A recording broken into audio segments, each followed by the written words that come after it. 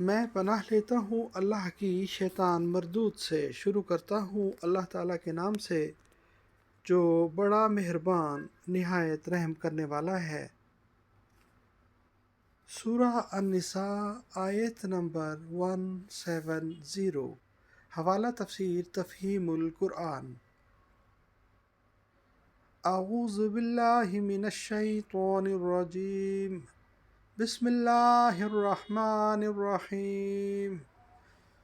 یا ایہا الناس قد جاءکم الرسول بالحق من ربکم فآمنوا خیرا لکم وَإِن تَكْفُرُوا فَإِنَّ لِلَّهِ مَا فِي السَّمَاوَاتِ وَالْأَرْضِ وَكَانَ اللَّهُ عَلِيمًا حَكِيمًا۔ یا ایہا الناس، اے لوگو، قد جاءکم، تمہارے پاس آیا، رسول بالحق، رسول حق کے ساتھ، من ربکم، تمہارے رب کی طرف سے، فآمنوا، سو ایمان لاؤ، خیر لکم، تمہارے لیے بہتر ہے، وَإِن تَكْفُرُوا، اور اگر تم نہ مانو گے، فَإِنَّ لِلَّهِ، تو بے شک اللہ کے لیے، ما فی السماوات، جو آسمانوں میں، والارض، اور زمین میں، وَكَانَ اللَّهُ، اور ہے اللہ تعالیٰ، علیماً، جاننے والا، حکیمہ، حکمت والا۔